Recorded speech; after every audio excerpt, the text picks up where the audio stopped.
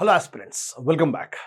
So the last క్లాస్లో మనము స్థానభ్రంశము మరియు కాలం యొక్క గ్రాఫ్, వెలాసిటీ టైం గ్రాఫ్స్ ఎలా ఉంటాయో చూసాం. అలాగే స్థానభ్రంశం మరియు కాలం యొక్క గ్రాఫ్ అనేది మనకి ఏం తెలియచేస్తుంది. అలాగే ఏదైనా ఒక వస్తువు సమవేగంతో ప్రయాణిస్తున్నప్పుడు కాలంతో గీసిన గ్రాఫ్ మనకి ఏం తెలియచేస్తుంది. అలాగే వస్తువు యొక్క వేగం క్రమంగా పెరుగుతున్నప్పుడు తగ్గుతున్నప్పుడు దాని యొక్క గ్రాఫ్ అనేది ఎలా ఉంటుంది, దానివల్ల మనకు ఏం తెలుస్తుంది అనేది మనం డిస్కస్ చేసాం. So the graphs for the displacement and time, at the same time the graphs for uniform velocity, uniformly increasing velocity and uniformly decreasing velocity. Now moving on to the next part of this one. So the next part ఏంటి, equations of motion అని అంటాం. Equations of motion. So motion అంటే ఏంటి, గమనము అని అంటాం. So గమన సమీకరణాలు అని అంటే వీటిని మనము గమన సమీకరణాలు అని అంటాం. గమన సమీకరణాలు. Right. Now what are these equations of motion? Examination point of వ్యూలో ఈక్వేషన్స్ ఏంటో తెలిస్తే మనకు సరిపోతుంది. ఎక్కడా కూడా వీటిని మనము డిరైవ్ చేయాల్సిన అవసరం అనేది లేదు. కేవలము వీటిని మనము ఈక్వేషన్స్ ఏంటి, వీటిపై మనకు అవగాహన అంటూ ఖచ్చితంగా ఉండాలి. సో గమన సమీకరణాలు అని అన్నట్టు మొదటి ఈక్వేషన్ v = u + at అని అంటాం. సో ఎప్పుడైతే మనము గతి శాస్త్రం గురించి మనం డిస్కస్ చేస్తున్నాము, సో ఈ స్పీడ్, వెలాసిటీ రెండు ఎక్కడ వస్తాయి? రెండు కూడా గతి శాస్త్రంలో వస్తాయి. మరి గతి శాస్త్రంలో మనం చూస్తున్నట్లయితే కొన్ని పదాల గురించి, కొన్ని అక్షరాల గురించి మనం చూస్తూ ఉంటాం. కొన్ని సందర్భాల్లో వి అని అంటున్నాం, కొన్ని యు అని అంటున్నాం, ఏ అని అంటాం, టీ అని అంటాం. ఇవన్నీ కూడా ఏంటి? సో ఇక్కడ v = u + at అని అన్నాం. అలాగే మరొకటి v², మరొక ఈక్వేషన్, మరొక సమీకరణము s = ut + ½ at² అని అంటాం. ½ at². అలాగే మరొకటి v² - u² = 2as అని అంటాం. అలాగే మరొకటి sn = u + a × n - ½. sn = u + a × n - ½. So ఈ 4 గమన సమీకరణాలు ఈక్వేషన్స్ ఆఫ్ మోషన్ అని అంటాం. మరి వీటిలో మనం చూసినట్లయితే సో ఎప్పుడైతే మనం u అని అంటున్నామో, సో u అనేది ఇనీషియల్ వెలాసిటీ, దీన్ని మనము తొలి వేగము అని అంటాం. అలాగే v అనేది ఫైనల్ వెలాసిటీ అని అంటాం, లేదా దీన్ని మనము తుది వేగము అని అంటాం. సో ఏ అంటే ఏంటి, ఏ అనేది యాక్సలరేషన్ అని అంటాం. ఏ అనేది యాక్సలరేషన్, దీన్ని మనము త్వరణము అని అంటాం. అలాగే ఎప్పుడైతే మనం ఎస్ అని అంటున్నామో, సో ఎస్ కావచ్చు లేదా హెచ్ కూడా కానివ్వండి, కొన్ని సందర్భాల్లో హెచ్ కూడా అంటాం. సో ఎస్ కానివ్వండి, హెచ్ కానివ్వండి, ఇవి డిస్టెన్స్ అంటే దూరము, లేదా ఇది స్థానభ్రంశము కూడా అయ్యుండొచ్చు, డిస్ప్లేస్మెంట్ లేదా హైట్ కూడా అయ్యుండొచ్చు. సో ఇవన్నీ కూడా డిఫరెంట్ టర్మ్స్. v అంటే ఫైనల్ వెలాసిటీ, u అంటే ఇనీషియల్ వెలాసిటీ, e అంటే యాక్సలరేషన్, t అంటే టైం, కాలము. So s = ut + ½ at. s అంటే ఏంటి, డిస్టెన్స్, డిస్ప్లేస్మెంట్, హైట్ ఏదైనా కావచ్చు. రైట్. అలాగే last one sn = u + a × n - ½. ఇక్కడ n అంటే ఏంటి అని అన్నప్పుడు ఏదైనా ఒక నిర్దిష్ట కాలము అని అంటాం, స్పెసిఫిక్ టైం అని అంటాం. అంటే ఫర్ ఎగ్జాంపుల్, ఒక వస్తువు ఇక్కడ నుండి ఇక్కడికి ప్రయాణించడానికి 8 సెకండ్లు పట్టింది అనుకుందాం. టోటల్ 8 సెకండ్లు పట్టింది అనుకుందాం. సో క్వశ్చన్ ఎలా ఉంటుంది అంటే, 5వ సెకండ్లో, 5th సెకండ్లో ఎంత దూరం ప్రయాణించింది, లేదా 7వ సెకండ్లో ఎంత దూరం ప్రయాణించింది, 7th సెకండ్, లేదా మొదటి సెకండ్, 2వ సెకండ్లో ఎంత దూరం ప్రయాణించింది, ఇలాంటివి క్యాల్కులేట్ చేయాలి అన్నప్పుడు ఈ ఫార్ములా యూజ్ చేస్తాం. అంటే ఒక పర్టికులర్ కాలంలో, మొత్తం కాలం కాదు, ఒక నిర్దిష్టమైన కాలంలో 2వ సెకండ్లో, 3వ సెకండ్లో, 4వ సెకండ్లో అని అడిగినప్పుడు మనం ఈ ఫార్ములాను యూజ్ చేయడం జరుగుతుంది. సో ఇవన్నీ కూడా ఏంటి, గమన సమీకరణాలు అని అంటాం. సో వీటిని మనం ఆధారం చేసుకొని, వీటిని మనము బేస్ చేసుకొని వస్తువుని పైకి విసురుతుంది. వస్తువుని పైకి విసిరినప్పుడు వెర్టికల్లీ ప్రొజెక్టెడ్ ఆబ్జెక్ట్ అని అంటాం. అంతేకాకుండా వస్తువు స్వేచ్ఛగా పతనం చెందుతున్నప్పుడు ఈ గమన సమీకరణాలు ఎలా ఉంటాయి, ఈక్వేల్స్ ఆఫ్ మోషన్ అనేవి ఎలా ఉంటాయి, that is what we discuss. So మొదటి ఏంటి, first will talk about the case of vertically projected object. Vertically projected అని అంటాం. అంటే ఏంటి, దీని మీనింగ్ ఏంటి, దీన్ని మనము ఏమని చెప్తాము, పైకి విసిరిన వస్తువు అని అంటాం. సో పైకి విసిరిన వస్తువు యొక్క గమన సమీకరణాలు అనేవి ఎలా ఉంటాయి, ఎలా ఉండబోతున్నాయి చూద్దాం వాటి గురించి. సో మొదట, సో ఫస్ట్ థింగ్, ఏదైనా ఒక వస్తువును మనం పైకి విసిరేసాం అనుకుందాం. అంటే ఇక్కడ ఒక వస్తువు ఉంది. సో ఇక్కడ ఉన్న ఒక వస్తువు ఎక్కడ ఉన్నది, పాయింట్ ఏ దగ్గర ఉన్న ఒక వస్తువు. సో ఈ వస్తువుని పైకి విసిరేసినప్పుడు ఈ వస్తువు నిదానంగా ఇలా పైకి వెళ్తుంది. ఇలా పైకి వెళ్తూ వెళ్తూ చివరిగా ఈ పాయింట్ దగ్గర, అంటే ఇక్కడ బి అని అనుకుందాం. సో పాయింట్ బి దగ్గర ఆ వస్తువు యొక్క వేగము అనేది 0 అయిపోతుంది. ఎందుకు 0 అవ్వాలి, కారణం ఏంటి? ఫర్ ఎగ్జాంపుల్ ఇది ఒక వస్తువు. ఎక్కడుంది ఇది వస్తువు? నా హ్యాండ్ పైన, చేతి పైన ఉంది. నా చేతి పైన ఉంది. నా చేతి పైన ఉన్నంతసేపు, as long as object is on my hand, దీని యొక్క వెలాసిటీ ఎంత? 0. సో ఎప్పుడైతే దీనిపై నేను కొద్దిగా బలాన్ని ప్రయోగిస్తున్నానో, బలాన్ని ప్రయోగించి పైకి విసురుతున్నాను. సో ఇక్కడ ఉన్న వస్తువు ఇక్కడ కావాలి అంటే ఇట్లా చిటికలేసి ఇలా పైకి రాండి వస్తుందా? రాదు. సో ఏం చేయాలి, మనం విసరాలి పైకి. మనం ఎప్పుడైతే మనం విసురుతున్నామో, the moment you are throwing it upwards, you are applying some force on this. బలం ప్రయోగిస్తున్నాము కాబట్టి ఈ వస్తువు ఇలా నిదానంగా గాల్లోకి ఎగిరి కొంచెం దూరం ప్రయాణించి నిదానంగా మళ్ళీ కిందికి వచ్చేస్తుంది. సో ఎప్పుడైతే ఈ వస్తువుపై బలం ప్రయోగించానో, ఎప్పుడైతే ఈ వస్తువు నా చేతిని వదిలిపెడుతుందో, the moment it is coming out of my hand, నా చేతి నుండి 1 మిల్లీమీటర్ దూరంలో ఉన్నప్పుడు, 1/2 మిల్లీమీటర్ దూరంలో ఉన్నప్పుడు దీని యొక్క వేగము అనేది అత్యధికంగా ఉంటుంది. చేతి పైన ఉన్నప్పుడు నీ వేగం 0. బలం ప్రయోగించిన వెంటనే ఈ వస్తువు ఏమవుతుంది, పైకి కదులుతుంది. అంటే నా చేతి నుండి 1 మిల్లీమీటర్, 1 మైక్రోమీటర్ దూరంలో ఉన్నప్పుడు దీని యొక్క వేగము అత్యంత అధికము. కానీ ఆ మిల్లీమీటర్ దూరాన్ని మనం పరిగణలోకి తీసుకోవాల్సిన అవసరం లేదు. అందుకే ఇక్కడ ఏమంటాము, పాయింట్ ఏ దగ్గర వస్తువు యొక్క ఈ పాయింట్ దగ్గర, ఇది పాయింట్ ఏ అని అన్నాం. సో పాయింట్ ఏ దగ్గర వస్తువు యొక్క యు విలువ అత్యధికము అని అంటాం, మ్యాక్సిమం. యు అంటే ఏంటి, తొలి వేగము, ఇనీషియల్ వెలాసిటీ అనేది అత్యధికము. సో ఎప్పుడైతే ఈ వస్తువు నిదానంగా పైకి కదులుతుందో, the moment the object is rising upwards, దీని యొక్క వెలాసిటీ అనేది క్రమంగా తగ్గుతూ వస్తుంది. సో వెలాసిటీ ఎందుకు తగ్గుతుంది? ఈ వస్తువు అనేది గురుత్వాకర్షణ దిశకు వ్యతిరేక దిశలో ప్రయాణిస్తుంది. గురుత్వాకర్షణ అనేది ఎప్పుడూ కూడా కింది వైపే ఉంటుంది. కాబట్టి దీని యొక్క వేగము అనేది, దీని యొక్క వెలాసిటీ, దీని యొక్క వేగము అనేది క్రమంగా తగ్గుతూ వస్తుంది. సో గురుత్వాకర్షణ ఎటువైపు ఉంటుంది? ఎప్పుడూ కూడా కింది వైపు ఉంటుంది. అలాగే ఈ వస్తువు యొక్క వేగం అనేది క్రమంగా తగ్గడం మూలంగా ఈ పాయింట్ దగ్గర, అంటే అత్యధిక స్థానం వద్ద దీని యొక్క తుది వేగము ఎప్పుడు కూడా 0 అని చెప్తాం.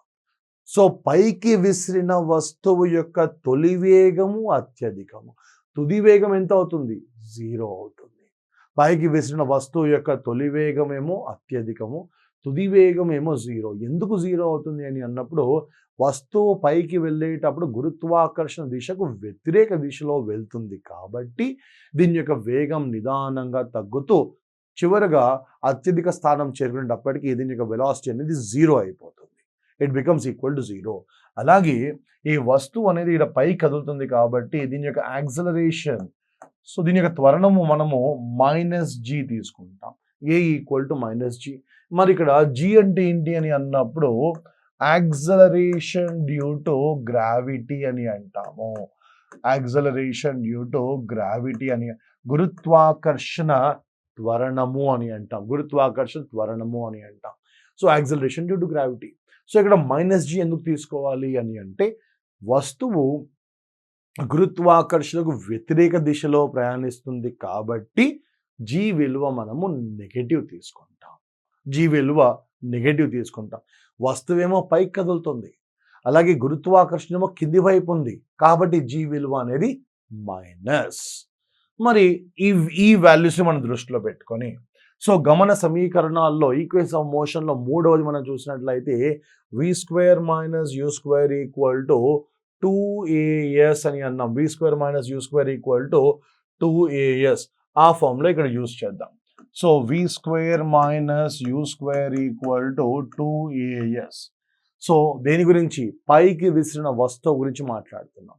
సో ఎప్పుడైతే మనం ఈ వస్తువుని మనం పైకి విసిరామో అత్యధిక స్థానం దగ్గర వి విలువ ఎంత? 0.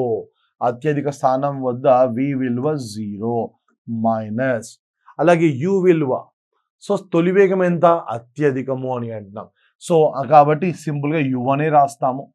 So 0 square minus u square equal to right 2 into so ఏ వాల్యూ ఏమని రాయొచ్చు? మైనస్ జీ అని రాస్తాం.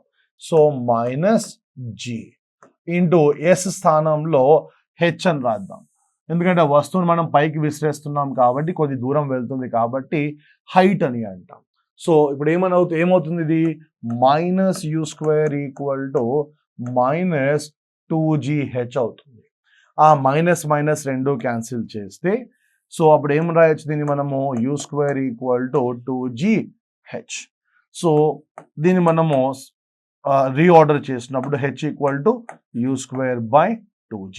అంటే ఏదైనా ఒక వస్తువుని మనం పైకి విసిరితే ఆ వస్తువు ప్రయాణించే అత్యధిక హైట్, అత్యధిక దూరం ఎంత అంటే H equal to u square by 2g.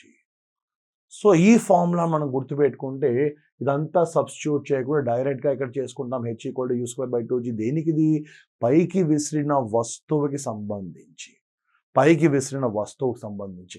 So ఏదైనా ఒక వస్తువుని మనం పైకి విసిరినప్పుడు ఆ వస్తువు ప్రయాణించే, ఆ వస్తువు చేరే అత్యధిక దూరం ఎంత అంటే H equal to u square by 2g. So any object which is projected vertically upwards, the maximum distance that is covered by it is given by h equal to u square by 2g. So అలాగే ఈ వస్తువుని పైకి విసిరాం. ఎంత వేగంతో విసిరాము? You వేగంతో విసిరాం. So you వేగంతో విసిరిన వస్తువు పాయింట్ బికి చేరేసరికి దాని యొక్క వేగం ఎంత అయింది? 0 అయింది. మరి ఏ నుండి బికు చేరడానికి ఎంత టైం పడుతుంది?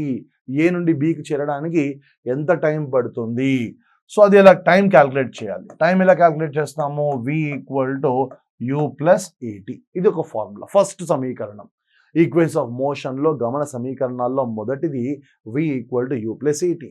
అత్యధిక స్థానం వద్ద v విలువ ఎంత? 0. అలాగే తొలి వేగం ఎంత? u. అలాగే రాసుకుంటాం. మరి ఏ విలువ ఎంత? వస్తువుని మనం పైకి విసిరేసాం. సో ఈ పైకి విసిరిన వస్తువు అనేది గురుత్వాకర్షణ దిశకు వ్యతిరేక దిశలో వెళ్తుంది కాబట్టి ఏ స్థానంలో మైనస్ జీ అని రాస్తాం, మైనస్ జీ. అలాగే టీ ప్లేస్లో ఇక్కడ టీఏ అని రాస్తాం. సో టీఏ అని అన్నప్పుడు టైమ్ ఆఫ్ అసెంట్ అని అంటాం. పైకి చేరడానికి పట్టే కాలము. అసెంట్ అంటే పైకి వెళ్ళడము, right? So 0 equal to u minus g into TA.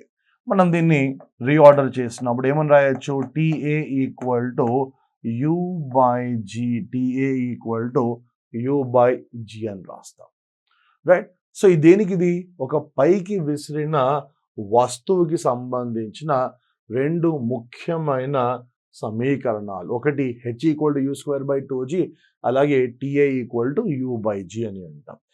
Then the next one. So స్వేచ్ఛగా పతనం చెందుతున్న వస్తువు, స్వేచ్ఛగా పతనము చెందుతున్న వస్తువు. మరి ఈ వస్తువుకు సంబంధించి ఈక్వేషన్స్ ఎలా ఉంటాయి? సో వీటిని మనం ఏమంటాము? ఫ్రీలీ ఫాలింగ్ ఆబ్జెక్ట్ అని అంటాం. ఫ్రీలీ ఫాలింగ్ ఆబ్జెక్ట్ అని అంటాం. మరి దీనికి సంబంధించిన సమీకరణాలు ఎలా ఉంటాయి? సో వస్తువుని మనం పైకి విసిరేసాం. ఎక్కడ నుంచి? పాయింట్ ఏ నుంచి పైకి విసిరేసాం. సో ఏ దగ్గర ఈ వస్తువు యొక్క వేగం ఎంత, మాక్సిమం అత్యధికం, తొలి వేగం ఎంత, అత్యధికం. ఈ వస్తువుని మనం ఇలా పైకి విసిరేసినప్పుడు పాయింట్ బి వరకు చేరింది. బి దగ్గర వస్తువు యొక్క వేగం ఎంత, 0. మరి ఏదైనా ఒక వస్తువుని పైకి విసిరేస్తే ఆ వస్తువు అలాగే పైకి వెళ్ళిపోతుందా, లేదు, ఖచ్చితంగా కిందికి వస్తుంది. అది మనం ఆ వస్తువుని ఎంత వేగంతో పైకి విసిరామని దానిపై డిపెండ్ అవుతుంది. ఒక 2 సెకండ్లు రావచ్చు, 10 సెకండ్లు రావచ్చు, కానీ ఖచ్చితంగా అది కిందికి తిరిగి వస్తుంది.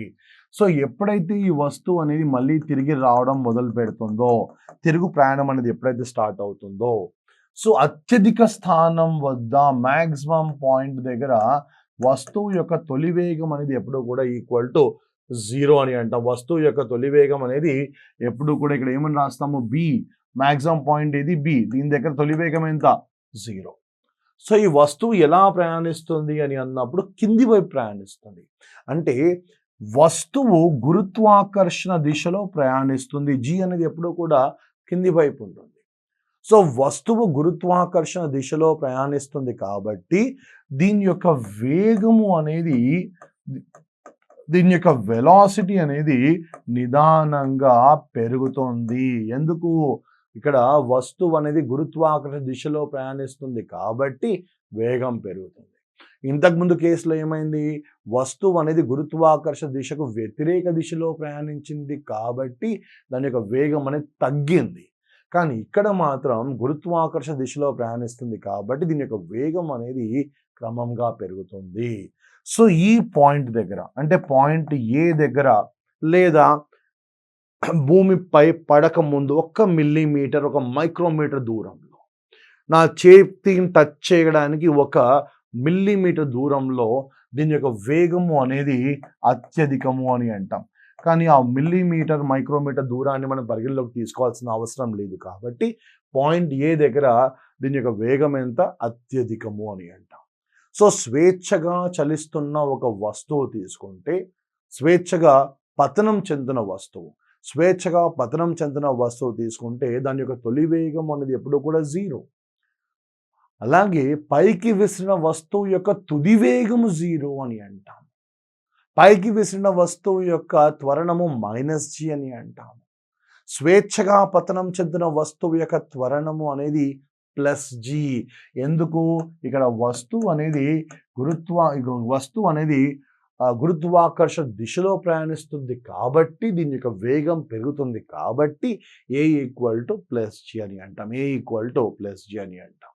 మరి ఈ వస్తువు ఎంత దూరం ప్రయాణిస్తుంది, ఈ వస్తువు ఇక్కడ నుండి ఇక్కడ రావడం ఎంత టైం పట్టింది, కింది నుండి పైకి వెళ్ళడానికి ఈ వస్తువుకు పడ్డ కాలం ఎంత, u/g. మరి పై నుండి కిందికి రావడానికి ఎంత కాలం పడుతుంది, అది ఇక్కడ మనము క్యాల్కులేట్ చేద్దాం. సో కింది నుండి పైకి వెళ్ళడానికి u/g, పై నుండి కిందికి రావడానికి ఎంత టైం పడుతుంది. So s = ut + ½ at². Right. So ఈ వస్తువు ఎంత దూరం చేరింది, h హైట్ అన్నాం. సో ఎస్ అన్న హెచ్ అన్న ఒకటే, ఎందుకంటే వస్తువు కింది నుండి పైకి ఎంత దూరం వెళ్ళిందో పై నుండి కిందికి అంతే దూరం నుంచి వస్తుంది.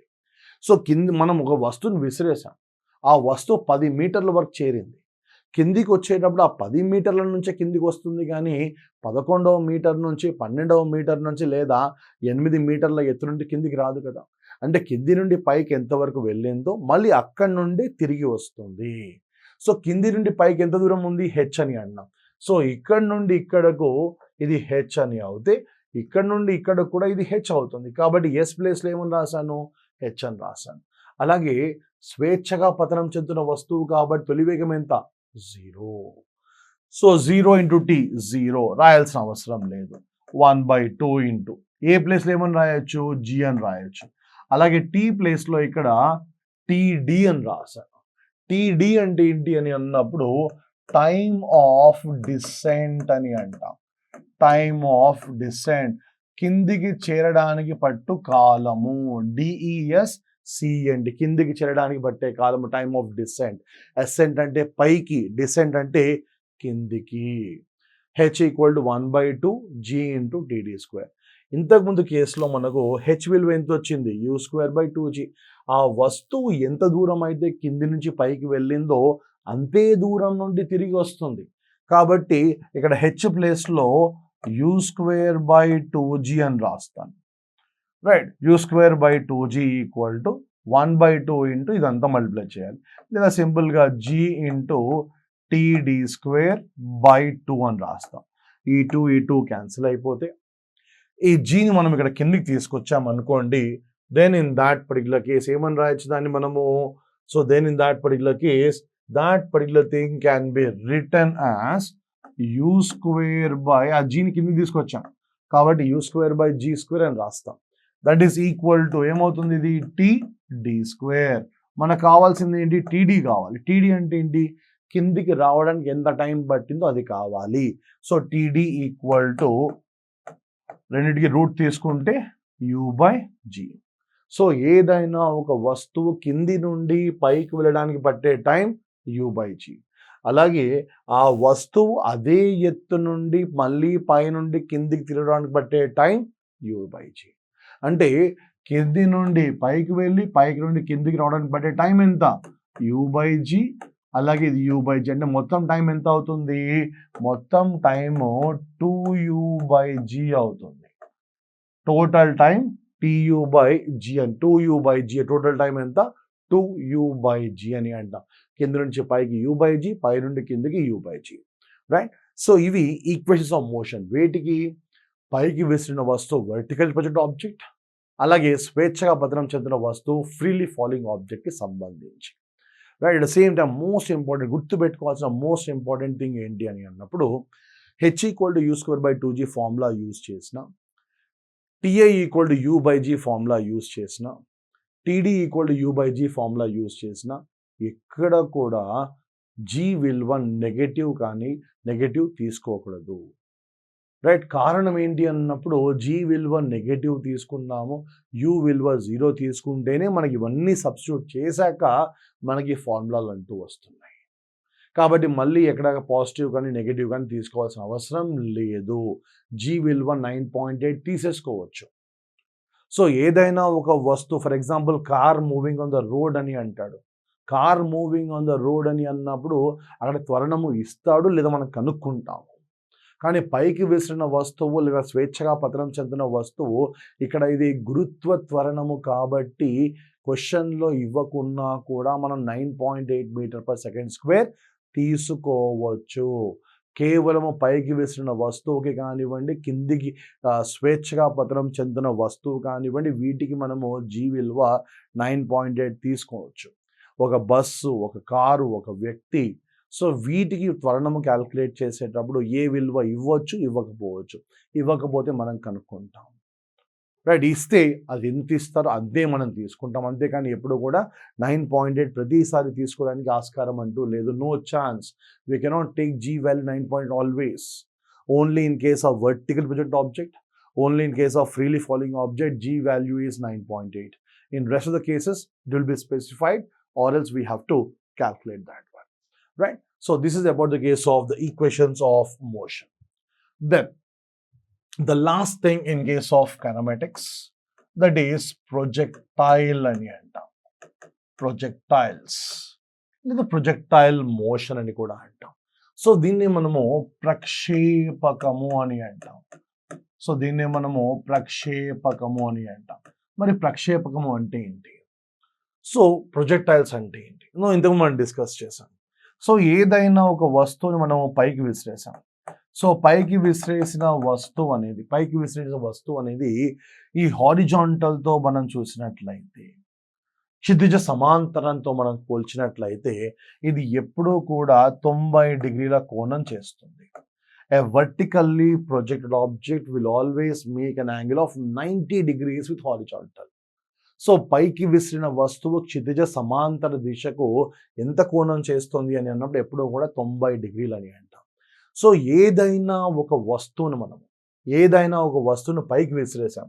సో ఇక్కడ ఇది y అక్షము, ఇది x అక్షము. సో ఏదైనా ఒక వస్తువును మనం పైకి విసిరేసాం. సో ఈ పైకి విసిరిన వస్తువును 90 డిగ్రీల కోణంతో కాకుండా దానికంటే తక్కువ కోణంతో ప్రయోగిస్తే, అంటే 88 డిగ్రీల కోణంతో, 89 డిగ్రీల కోణంతో 45, 30, 60 డిగ్రీల కోణంతో ఆ వస్తువును మనం ప్రయోగించినప్పుడు, ఆ వస్తువును మనం పైకి విసిరినప్పుడు, సో ఇక్కడ మనం చూసినట్లయితే ఈ వస్తువుని ఇక్కడ మనము 88 డిగ్రీల కోణంతో పైకి విసిరాం. సో ఈ వస్తువు ఏమవుతుంది, నిదానంగా కొద్ది దూరము సో వర్టికల్ డైరెక్షన్లో పైకి అలాగే కదిలి తర్వాత నిదానంగా దాని యొక్క మార్గంలో మార్పు తీసుకొని ఈ విధంగా ప్రయాణిస్తుంది. సో ప్రక్షేపకం అంటే ఏంటి, ప్రొజెక్టైల్ అంటే ఏంటి? So any object which is projected at an angle other than 90 degrees. So ఏదైనా ఒక వస్తువును మనము 90 డిగ్రీల కోణంతో కాకుండా పైకి విసిరినట్లయితే ఆ వస్తువును మనం ప్రక్షేపకము అని అంటాం. ఏదైనా ఒక వస్తువును 90 డిగ్రీల కోణంతో కాకుండా అంటే 90 కంటే తక్కువ ఉన్న కోణంతో పైకి విసిరితే ఆ వస్తువును మనము ప్రక్షేపకము అని అంటాము. సో ఇవి ప్రయాణించే మార్గం ఏదైతే ఉందో, the path that is followed by projectile, it is nothing but parabola. So ప్రక్షేపకములు ఏవైతే ఉన్నాయో ఇవన్నీ కూడా పరావలయ మార్గంలో ప్రయాణిస్తాయి. They always travel in a parabolic path అని అంటాం. పరావలయ మార్గంలో ప్రయాణిస్తాయి ఇవన్నీ కూడా. రైట్, 90 డిగ్రీల కోణంతో పైకి విసిరితే పైకి విసిరిన వస్తువు అని అంటాం, వర్టికల్లీ ప్రొజెక్ట్ ఆబ్జెక్ట్ అని అంటాం. అలా కాకుండా వస్తువును లెస్ దాన్ 90 డిగ్రీస్తో పైకి విసిరితే, 90 డిగ్రీల కన్నా తక్కువ కోణంతో పైకి విసిరితే దాన్ని మనం ప్రక్షేపకము అని అంటాము. అలాగే ఆ ప్రక్షేపకము ప్రయాణించే మార్గం ఏదైతే ఉందో దాన్ని మనము పరావలయ మార్గం, దాన్ని మనం పరావలయ మార్గము అని అంటాం. మరి దీనికి ఉదాహరణలు ఏంటి? సో ఫర్ ఎగ్జాంపుల్, కదులుతున్న బస్సు ఒక రాయి బయటికి వేసేసాం. సో కదులుతున్న బస్సుల నుండి వాటర్ బాటిల్స్ బయటికి విసురుతూ ఉంటాం, థమ్స్అప్ బాటిల్స్ బయటికి విసురుతూ ఉంటాం. సో మనం తినిన తర్వాత ఆ పొట్లాలు ఏవైతే ఉన్నాయో, కవర్లు ఏవైతే బయటికి విసిరేస్తూ ఉంటాం. సో కదులుతున్న బస్సు నుండి మనం విసిరిన ప్రతి ఒక్క వస్తువు కూడా పరావలయ మార్గంలోనే ప్రయాణిస్తుంది. సో కదులుతున్న బస్సు నుండి వేసిన ఎలా ఉంటుంది, సో కదులుతున్న వాహనం నుండి విసిరిన వస్తువు ఈ మార్గంలో ప్రయాణిస్తుంది. బస్సు కిటికీలో నుంచి, కార్ కిటికీలో నుంచి మనం బయటికి విసిరేస్తున్నాం, అది ఇలా ప్రయాణిస్తుంది. దాన్ని ఏమంటాం, పరావలయ మార్గము అని అంటాం. సో అంతేకాకుండా యుద్ధ విమానాలు, సో యుద్ధ విమానాల నుండి మనము వదులుతున్న జార విడుస్తున్న బాంబులు ఏవైతే ఉన్నాయో, రైట్, ఇది మనము టార్గెట్ అని అంటాం, లక్ష్యము అంటాం. మరి ఈ లక్ష్యాన్ని ఛేదించాలి, శత్రువు యొక్క టార్గెట్ని డెస్ట్రాయ్ చేయాలి అన్నప్పుడు యుద్ధ విమానం ఇక్కడ ఉన్నప్పుడు, ఈ పొజిషన్లో ఉన్నప్పుడు మనం బాంబులను జార విడుస్తాం. సో ఈ బాంబును జార విడిచినప్పుడు ఎప్పుడైతే మనం బాంబును జార విడుస్తున్నామో ఈ బాంబు అనేది విమానం ప్రయాణిస్తున్న దిశలో కొద్ది దూరం ప్రయాణిస్తుంది, తర్వాత నిదానంగా ఇలా కిందికి వచ్చేసి ఆ టార్గెట్ను, లక్ష్యాన్ని ఛేదిస్తుంది. సో ఈ బాంబు అనేది మనము విమానం నుండి కిందికి జార విడిచినప్పటికీ కూడా కొద్ది దూరము విమాన ప్రయాణ దిశలోనే ప్రయాణిస్తుంది. కారణం ఏంటి అన్నప్పుడు బాంబు ఎక్కడుంది, విమానంలో ఉంది. అంటే విమానానికి ఎంతైతే వేగం ఉంటుందో బాంబుకు కూడా అంతే వేగం ఉంటుంది. మనం దాన్ని జార విడిచినప్పటికీ కూడా అది కొద్ది దూరము విమానం ప్రయాణిస్తున్న దిశలో ప్రయాణించి నిదానంగా లక్ష్యాన్ని చేరుకుంటుంది. ఈ లక్ష్యాన్ని ఛేదించడానికి విమానం ఇక్కడ ఉన్నప్పుడు మనం బాంబులు వదిలినప్పుడు జార విడిస్తే ఎటువంటి ఉపయోగం అనేది ఉండదు. సో విమానం నుండి జార విడిచిన బాంబులు ప్రయాణించే మార్గం ఏది, పరావలయ మార్గము. కదులుతున్న బస్సు నుండి విసిరిన వస్తువు ప్రయాణించే మార్గము పరావలయ మార్గము. ఎ bomb dropped from an aeroplane, parabolic path. A bomb dropped from an aeroplane, parabolic path. An object thrown from a moving vehicle, moving bus, a parabolic path. At the same time, you talk about the case of rockets. So రాకెట్లు కానివ్వండి, missiles అని అంటాం, క్షిపణులు అని అంటాం. రాకెట్లు కానివ్వండి లేదా missiles అని అంటాం, క్షిపణులు అని అంటాం. ఇవన్నీ కూడా ఇలా పరావలయ మార్గంలోనే ప్రయాణిస్తాయి, పారాబోలిక్ పాత్లోనే ప్రయాణిస్తాయి అన్నీ కూడా. Right, at the same time ఇవి కాకుండా మనము క్యాటపుల్ట్ అని అంటాం. చిన్నప్పుడు ఆడుకుంటూ ఉంటాం, ఇలా వై షేప్లో ఒక ఆబ్జెక్ట్ ఉంటుంది, ఇక్కడ ఇదంతా కూడా హ్యాండిల్. దీనికి ఒక రబ్బర్ బ్యాండ్ పెట్టి గట్టిగా లాగి మనం రాళ్ళతో కానివ్వండి పేపర్తో ఆడుతూ ఉంటాం. సో ఆ వాటి నుండి విసిరిన వస్తువులు ప్రయాణించే మార్గము కూడా పరావలయ మార్గము అని అంటాం, parabolic path. Right. So equations of motion for uniformly accelerated object. So ఏదైనా ఒక వస్తువు సమత్వరణంతో ప్రయాణిస్తున్నప్పుడు దానికి సంబంధించిన గమన సమీకరణాలు, సమత్వరణముతో ప్రయాణిస్తున్న వస్తువుకి సంబంధించి గమన సమీకరణాలు.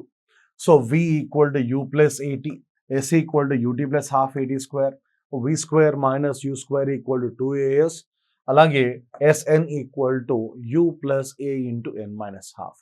సో ఇంతకుముందు చెప్పినట్లుగా ఈ సమీకరణం, ఈ ఈక్వేషన్ ఏదైతే ఉందో, ఎప్పుడైతే క్వశ్చన్లో 6వ సెకండ్ 7వ సెకండ్ ఒక నిర్దిష్టమైన కాలం గురించి అడిగినప్పుడు మాత్రమే మనం ఈ సమీకరణాన్ని తీసుకుంటాము.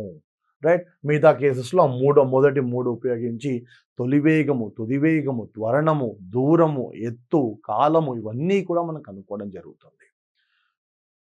Right. Projectile motion. A body projected into air with some velocity at an angle other than 90 degrees. So ఏదైనా ఒక వస్తువును 90 డిగ్రీల కోణంతో కాకుండా మరొక కోణంతో పైకి విసిరితే దాన్ని మనము ప్రక్షేపకము అని అంటాం. 90 డిగ్రీల కోణంతో కాకుండా ఇతర కోణంతో ప్రయోగించినప్పుడు దాన్ని ప్రక్షేపకము అని అంటాము. అది ప్రయాణించే మార్గం ఏదైతే ఉందో దాన్ని పరావలయ మార్గము అని అంటాం, పారాబోలిక్ పాత్ అని అంటాం. దాన్ని మనము పారాబోలిక్ పాత్ అని అంటాం. మరి దానికి ఉదాహరణలు ఏంటి? The motion of a bomb dropped from an aeroplane. యుద్ధ విమానం నుండి జారవిడిచిన బాంబు కానివ్వండి. The motion of a stone shot from a catapult. Catapult అంటే ఇట్లా వై షేప్లో ఉంటుంది. సో దాని నుండి మనము ఒక విసిరిన ఒక రాయి కావచ్చు, ఒక వస్తువు కావచ్చు, అది ప్రయాణించే మార్గము. The motion of a golf ball in flight. So చూస్తూ ఉంటాం, గోల్ఫ్ ఆడుతూ ఉంటారు, పెద్ద పెద్ద గ్రౌండ్స్, పచ్చని గ్రౌండ్స్ ఏవైతే ఉన్నాయో వాటిలో చిన్న బాల్ని హోల్లో వేస్తూ ఉంటారు, దాన్ని గోల్ఫ్ అని అంటాం. ఆ బాల్ని మనం గాల్లో విసిరినప్పుడు, గాల్లో కొట్టినప్పుడు అది ప్రయాణించే మార్గం కావచ్చు. The motion of a bullet shot from a rifle. తుపాకీ నుండి వెలువడిన బుల్లెట్ ప్రయాణించే మార్గము కానివ్వండి, లేదా ఏదైనా కదులుతున్న వాహనం నుండి బయటికి విసిరిన వస్తువు కావచ్చు, లేదా రాకెట్లు కానివ్వండి, మిసైల్ కానివ్వండి, ఇవి ప్రయాణించే మార్గం అంతా కూడా పారాబోలిక్ పాత్ అని అంటాం, పరావలయ మార్గము అని అంటాం. రైట్. సో ఇవి ఈక్వేషన్స్ ఆఫ్ మోషన్, అలాగే ప్రొజెక్టైల్ మోషన్ అని అంటాం. గమన సమీకరణాలు, అదేవిధంగా ప్రక్షేపకము అని అంటాం.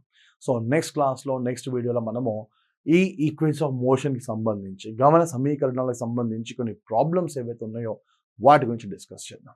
రైట్. Thank you.